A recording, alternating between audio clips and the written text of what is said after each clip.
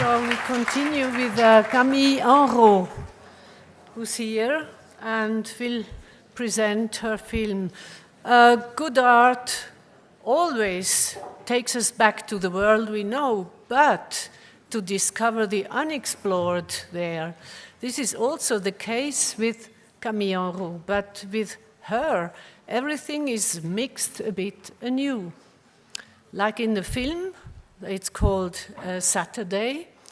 She is about to present to us, which is entirely based on the principle of hope by Ernst Bloch, a book we have heard was mentioned already 3 times this morning. Everything in her art, like in the film she's presenting, is also a bit hypnotic. It attracts us magnetically because Camille Henrot mixes the dreamlike with the quite realistic. The hybrid is omnipresent in her work. Camille is an artist who does not allow herself to be pinned down. She makes sculptures, videos, she paints, she draws, she makes prints that, again, do not clearly identify themselves as such or appear as camouflage of another species. These works are often populated by hybrid beings, often naked, half human, half animal. In Camille's films in particular, we often think of music as well. They have a very rhythmic, musical structure.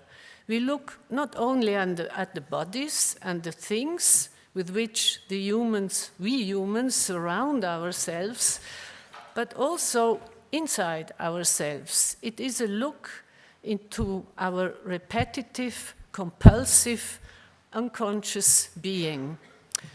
Please, Camille.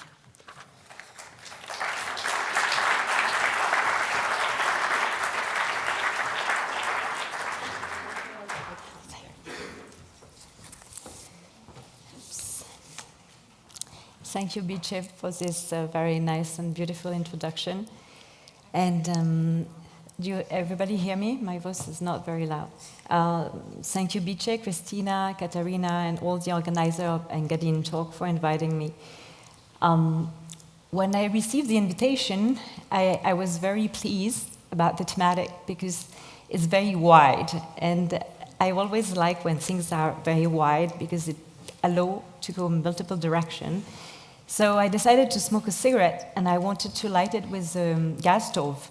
But it was a very sunny day, so I couldn't see if it was open or if it was functioning, if the flame was in, because there was so much sun.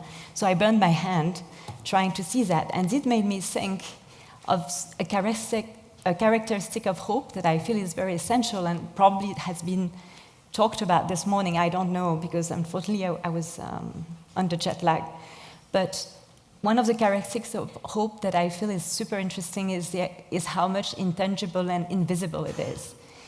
Therefore, I think the first thing thinking about hope to talk about is despair, because we can only understand what hope means and what it does in an environment of darkness and despair. And I think for me, the principle of hope and Cultivating was a very big inspiration, and also I would say an encouragement in making artwork, for the reason that it presents this very essential idea, is that the enemy of hope is not despair, the enemy of hope is fear. Therefore, I choose to start with this image because it allows us to see that, obviously, I think the painting has nothing to do with Magdalena, personally, but has a lot to do with how we trained ourselves to not fear death and to see through darkness.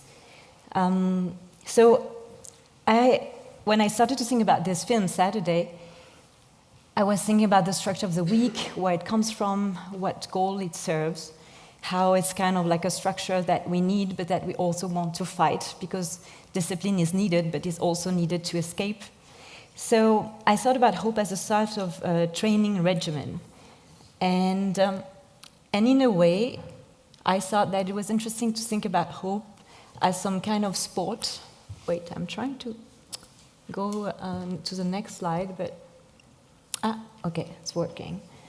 And also to think about what prevents us from keeping hope. How can we cultivate hope? And then I thought, like, maybe there's something about disappointment. How do we accept disappointment? Because one of the reasons we sometimes decide not to hope is because we fear being disappointed. And also we fear looking ridicule. Having too high expectation is always more ridiculed than being blasé. And in Bloch's book, The Principle of Hope, the author presents this idea that the conservative society, that he described as the bourgeois society of his century, is always picturing daydream and also cultural product as a source of disappointment, as something that maintained an achievable goal. And here I would like to mention actually a book that and someone who should have been here, but unfortunately is not with us anymore. But Yona Friedman, for example, to me is somebody who really worked on this idea of training hope through, for example, his book Achievable Utopia. The idea that utopia is not something impossible to achieve, that actually we need those thoughts that maybe look like daydream, maybe look idealistic, but these are the first steps. It's not a menu, it's not a plan, it's the beginning of a plan. So I want to go back to the origin of the film, which was 2017. Sorry, I have to press really hard on this button. Okay. So this is a quote from Ernst Bloch, which I liked very much, and which for me was the inspiration of the film Saturday, especially the idea of life being pervaded by daydreams, and how those daydreams can be conceived as some kind of training.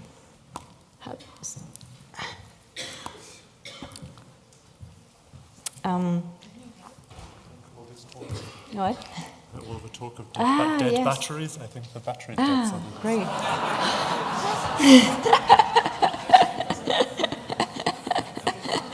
It's a reminiscence of Loic and Cedric's. Thank you. It's much better with battery, less force is needed. Okay, so at the same time I was reading Ernst Bloch, The Principle of Hope, there was the promotion of the Hunger Games. I don't know if many of you have seen the Hunger Games. It's a science fiction dystopian tale, so it's not utopia, it's dystopian, which is originally a book, and that grossed almost $3 billion at the box office. It's about a wealthy capital and certain districts in various states of extreme poverty, where children from each district are selected to compete in a televised death match called the Hunger Games.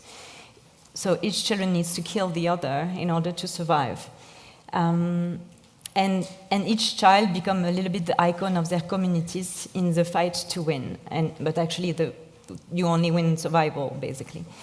And as I was reading this book and I was seeing the poster everywhere in the street, I thought there was an interesting parallel, because the figure of hope, which is one of the main concepts of the film, The Hunger Game, is reusing very much the same iconography that is being used on the cover of The Principle of Hope by Ernst Bloch. So in both cases, hope is figured by a woman with long hair and wearing wings, and she's born out of fire. So we meet the sparkle again. In this film, The Hunger Games, there is very much this idea of how it starts with a spectacle and then it ends with a revolution. And one of the sentences that is taken to the film and that very quickly become a meme, an image that circulates very widely on the internet, is this sentence: hope is the only strength stronger than death. A little hope is effective. A lot of hope is dangerous. A spark is fine as long as it's contained. And this is a phrase from President Snow, which is the evil character of the Hunger Game, the one who holds the power and crush the communities into extreme poverty and distract them with the spectacle of the fight for survival. It's interesting to know that this sentence that has been reproduced so widely on the internet is actually not in the book. It's an addition from the screenwriter. As always with internet, what's funny is that it's sometimes used in a totally different context. So I thought that this film, The Hunger Game, is probably actually taking a lot of inspiration from the book of Bloch, but what would Bloch say about it? Is it an honest substitute for revolution, or is it a distraction? And this is a question I kept asking myself when I was looking at the film, and also looking at the reaction online, especially in the US community where I live at that time. And also in the US community, it was used a little bit to communicate the anger following the election of the President Trump in 2016. There was a country where literally the sign that is being used in the Hunger Game, this salute, was used as a sign of recognition towards a whole generation. And this country is Thailand. So how much do cultural products can influence a mass protest? I think that what's interesting also is that the system of reference here go outside of the boundaries of the country, but also meet probably in a place that I would define as generational. So how hope is strained? This is the question I was trying to answer when I started to work on the film Saturday. This film Saturday was part of a bigger project which follows a day of the week and an exploration of the function and the different emotion projected on the day of the week. The film Saturday, it was the beginning of this exhibition. It was the first chapter. I'm interested in Saturday for different reasons. One of the main reasons is that historically, it has been always the day of the break, the day of the turn. It's even contained in the word itself, Saturday, because it comes from Saturn. So it comes from the idea of the turn of the week. The film Saturday, for me, was very much built into a sort of analysis that I had at the year 2016, which was, we live in an environment of structural anxiety. And this structural anxiety is something that is built by an ideology of transparency. By ideology of transparency, I mean what the social media are creating and how much it's actually rooted not in technology, but in religion, in the Protestant church and the omnipresence of the idea of being true, being transparent. And how much of this ideology of being transparent is transported into technology. This is something also the film was trying to explore. One of the main topics of Saturday is a community of Seventh-day Adventists who celebrate Sunday on Saturday. So the ceremony of the traditional Sunday is happening on Saturday, so they celebrate Sabbath. But what is very interesting about them is that also they focus on the idea of the diet, the idea of like what you eat as you are what you eat, and they also focus on the idea of like being totally transparent. For example, there's an application to calculate how much sin you've been doing. There's an application that calculates how many calories you've been eating, and those two applications are basically joined in the same. And in a way, I thought it was interesting because it's not, it doesn't feel new to us, this idea, because that's also the world we live in. It's only the Seventh-day Adventists are only a magnifying glass that highlights the characteristic of this society that is obsessed with the present and obsessed with transparency. Why is this obsession with the present dangerous? I think that's because it's focused on what is immediately there, and in a way, this is what creates hopelessness. Because in order to hope, you need to be able to project into the future. And to be able to project into the future, what you need, the secret ingredient, is rest, is time off, actually. And this is where the title Saturday comes from, and this is where the different idea, something very mundane as taking a time off, as having a sport activity or tending to private affair, is for me connected with the beginning of an act of rebellion. So the film Saturday was exploring the many ways escapism, religion, preoccupation with private life, but also activism, political protest, but comestic surgery are all different strategies to maintain hope. One of the things that is only possible in a film, maybe, is, and that I use a little bit as a methodology, is to consider all these different elements without judgment. I liked very much in the talk of Cedric and Loïc this idea of like not using judgment, not solidifying ourselves into a moral where evil and good are strongly separated, but working with the idea of a sort of horizontal vision of things that allow a projection into something maybe more constructive, I would say more vertical in a way. So while Monday is a day of great expectation and big tasks to be undertaken during the week, Saturday is the first day of rest. It's the day that is sacred, dedicated to the personal. The conditions of hope, therefore, are for me very tightly connected to the idea of the break. And the idea of the break is also very tightly connected to the idea of preparing yourself to accept, to not fear disappointment. Another phrase and another author that was an inspiration for this film was James Joyce in the Portrait of the Artist as a Young Man, when he said, when he talks about the digestive properties of religion. I really like that expression. It's kind of a little bit disgusting in a way, but also I think it's a good it's a good expression to put in perspective with the idea of religion as opium, because it goes back to the same problematic: is hope, art, cultural products, talks, what we do today, a substitute for action, a distraction, or is it the start of something different, of change?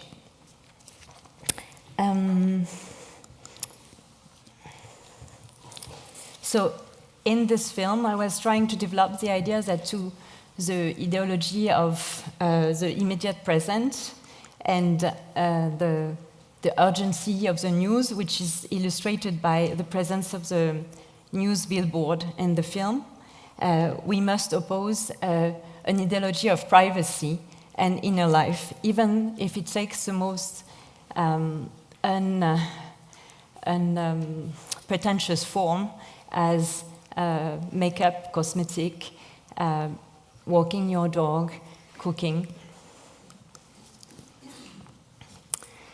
So this is a few images of the film.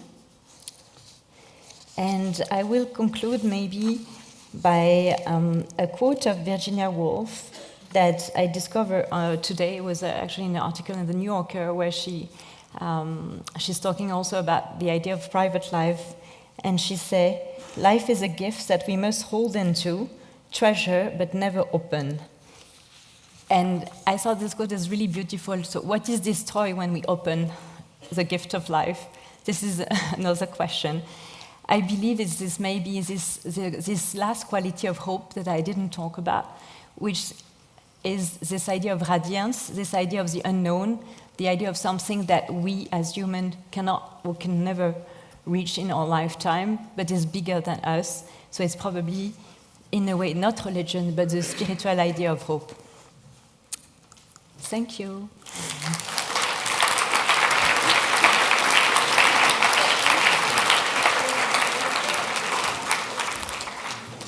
So now we're going to see an extract of the film, and then we have a little Q&A with Bice.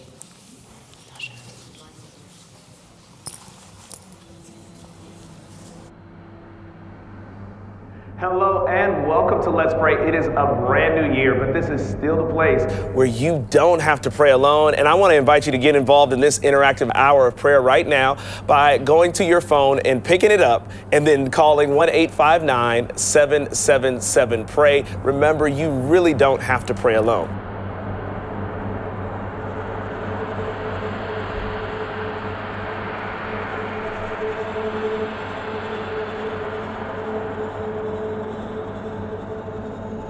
Hi. Hello, Denasia. Thanks so much for calling in. How can we pray for you?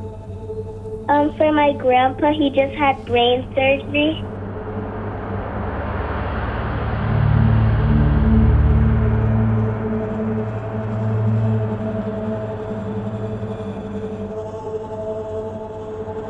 Muchos países de Europa están preocupados por el acercamiento de Estados Unidos a Rusia. O sea, hay una efervescencia. Y usted y yo que tenemos la esperanza, usted y yo que sabemos que son señales de que Cristo viene, necesitamos prepararnos urgentemente para la venida del Señor.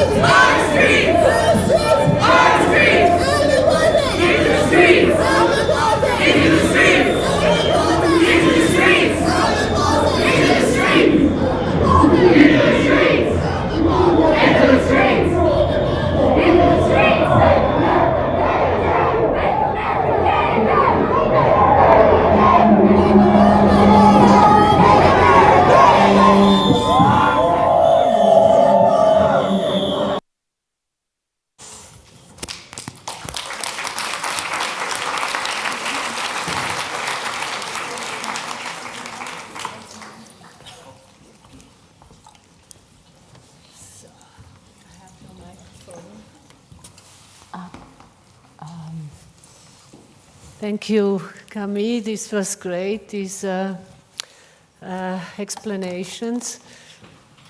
Camille, a basic feature of your art seems to me that your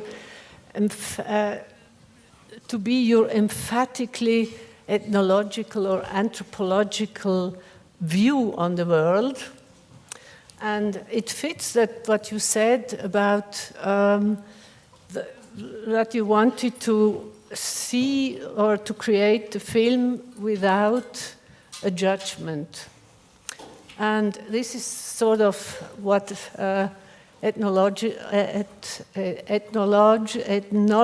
and anthropology says when they go on the field, that they hold back a judgment. And but you're an artist. Where is the play between the disciplines? Yeah, it's a good question. I think I've always been interested in anthropology as a method or a technique, but I also like very much about anthropology its modesty and the capacity very quickly. I mean, Lévi-Strauss already in Triste Tropique already had this, you know, self-criticism of anthropology, acknowledging the impossibility for anthropology to be neutral and the impossibility for man to be both an examiner of himself, but also a subject. And so the impossibility of this situation of neutrality and all this problem of distance between the subject and the observer are fascinating, I think, for an artist, because it's really the problematic of painting. Where am I? What am I looking at? What is my point of view?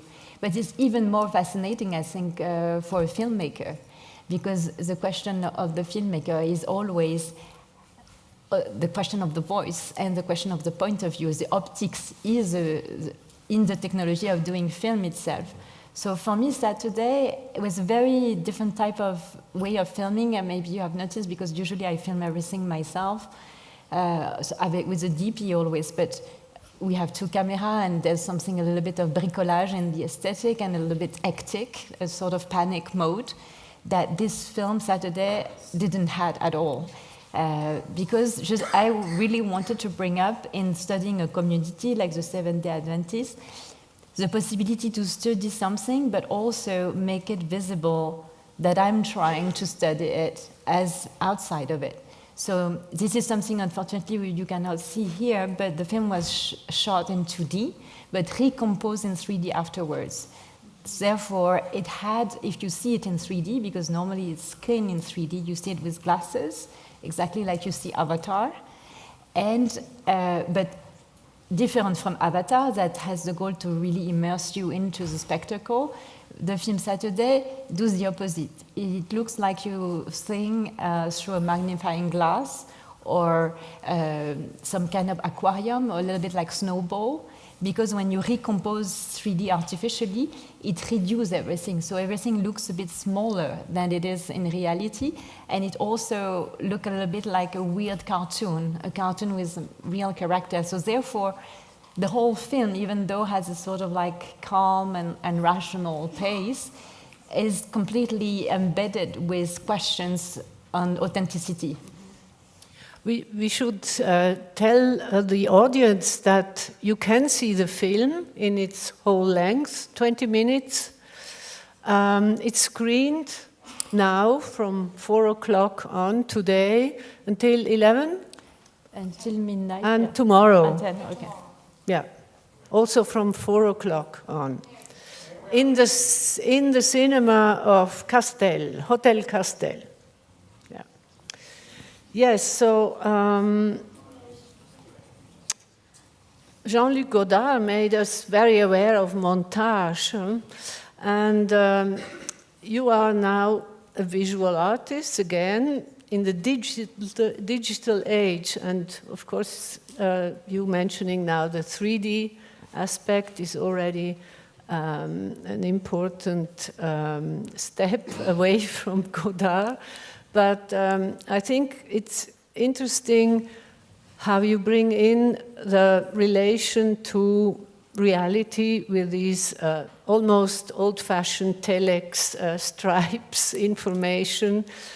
Every time you want to lose and go with the wave, or the surfer, or go also into the water like these reborn creatures, there is again this information which brings you back like a Pavlov's dog to all the horrible things of the world which happen every second. Mm.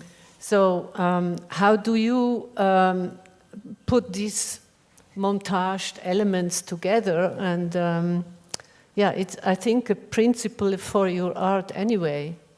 Yeah, it's true. I mean, I very much like collage. I think that my practice of film is actually a sort of second product after drawing. And in the way I draw, I use collage a lot.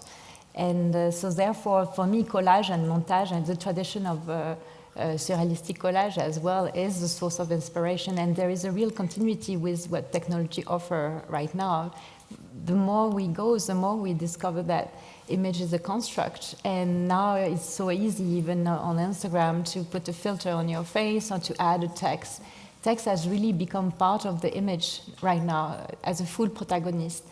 And the omnipresence of the text of the news is something that I discovered when I moved in the United States. You see it when you take a taxi, you see it when you go at the supermarket, when you go to the gym. And there was something very quiet with this flow. It's almost like being, you know, close to a river. And this is a river of information. But also it's very disturbing. A lot of those news are bad. I mean, actually, 99% of the news are bad. I analyze it because I took all the news of 2016 and then I rewrote them a little bit. It's not exactly, I didn't record any text of news. I collected a lot of telex of news, and then I used the one that I liked and that I felt was interesting. I had a very large amount of information to do. So therefore, this idea of making a film today is very much connected to the idea of like sorting information. It's almost like collage or curating. It's very similar because we live in a world where the information is so large, is so wide that it becomes about picking, and it becomes also about assembling. Therefore, I mean, there's a lot of conversation about AI right now, and I met a woman who is the teacher of the new application that do AI with text. And she asked me, oh, do you feel very threatened as an artist by AI?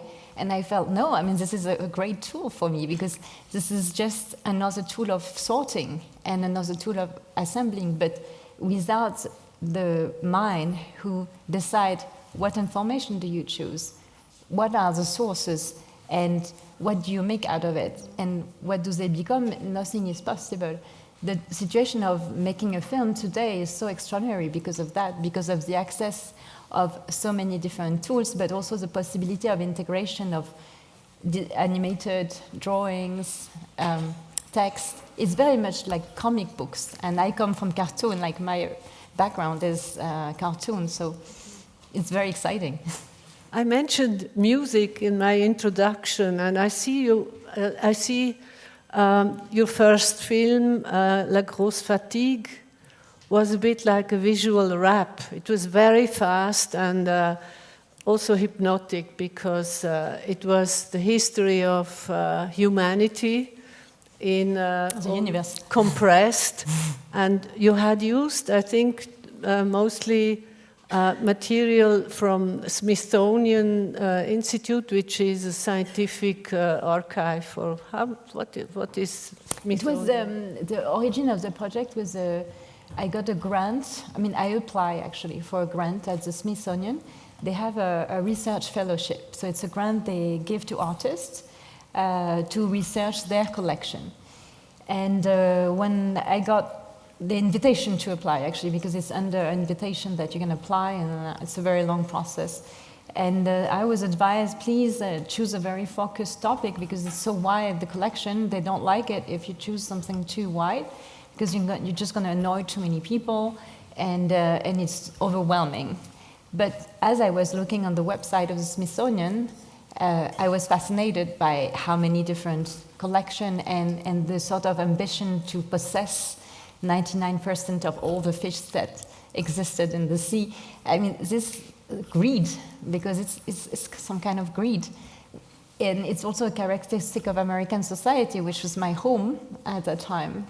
And so then I decided to apply on that, on the idea of why do we as humans need to build a totality out of the knowledge, and why do we need to concentrate it in one place? What does it provide, and what is the neurotic motivation behind it? Because it's some kind of madness. So, but in order to achieve this goal, I myself became a little bit crazy too. That I had dreams with images constantly. I had the pop-up images because I was always multiple research at the same time. So in order to build a continuity and also to make the film digestible, I relied on the music track. And that's where, in a way, the format of this film is like a music video. And now the Saturday is slower, and I see these, the stripe is like a basso continuo, so it has another totally different mood. Yes. Yeah, because I thought that in Grosse Fatigue, I felt like all the panic was here, and I felt like I had said what I wanted with this panic mode, but I did still feel like it would be interesting to kind of like imagine the next film being almost the opposite. Like, how do we how do we protect ourselves from this idea of greed and excess? How do we isolate ourselves? And also, how do we protect ourselves from the feeling of being overwhelmed by the amount of information? So Saturday came from that conversation in relationship with ghost fatigue, but also I met an anthropologist. Her name is Monique Jeudi-Bellini, and she is now doing a study, anthropological study, where she studies the collector of primitive art, African art. Why do they do it? And she also studied the artists who take inspiration from anthropology. So she has a very meta take on anthropology. And this woman, I met her in a talk, which was only for anthropologists, at the Quai Branly, where she explained that she decided to study a very specific community of Seventh-day Adventists in New Guinea, and that had a very specific obsession around being clean, what they eat, and all this like sort of almost mathematic-driven approach to religion, where everything is accounted for. Every time you do a sin, you put a little bit of money in a box, and the box is the final budget is used to build a fake city that look like an European American city, but is only used to potentially attract money. So this community was very interesting to me. I was not able to travel there and to go there because it was too complicated, and also maybe in a way too exotic, and I didn't want it to fall in that trap. So I decided to work on the Seventh-day Adventists in New York, in Washington, and in Polynesia and in Tonga. Because in Tonga and Polynesia, they celebrate Saturday and Sunday, which I thought was kind of interesting because it was a nice inversion. Super interesting, and I think you all now want to see the film, and we quickly open to questions of the public. Thomas?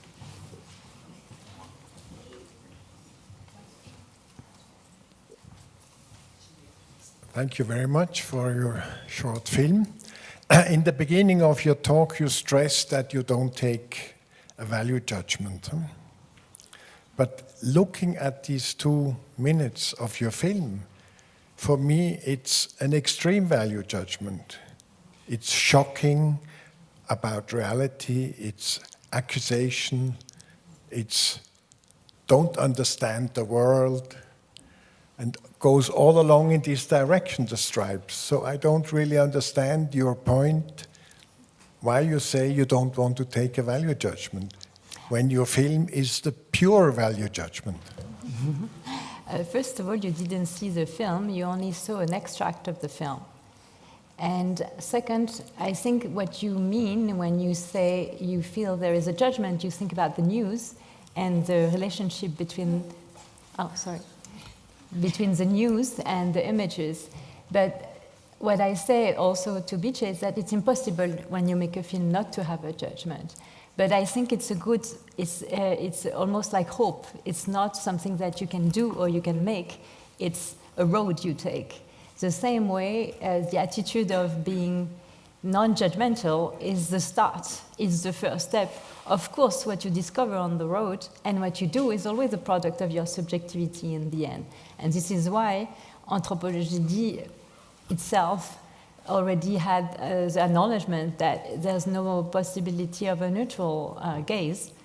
And of course, the film doesn't pretend to have a neutral gaze, but it's tried to not propose a judgment between those different activities of hope, prayer, cosmetic, and you haven't seen the whole film, but there's a lot of different activities that are being composed together. But the idea of joining all those different activities was really to say that there's no difference between a glorious action of resistance or a mini actions of resistance. That whether you do a political protest or whether you do surf on the weekend, maybe those two activities already, even though they have a different value in our society, and one is political and the other is not, even the unpolitical action do have the seeds or contain the seeds of a future action because they contain the possibility of an inner life. This is the idea of the film. Uli Sick this morning, he said, contemporary art, Western contemporary art, has no hope. And I was also a little bit irritated because I think accusation contains hope. No, it's the hope for a better world. And I see this point also in your little stripe, 2 minutes I saw. I don't want to be longer. No, but the text is not accusation, they are just facts. It's things that happened. You chose them. Yes. Thank you, Camille. Thank you, Richard.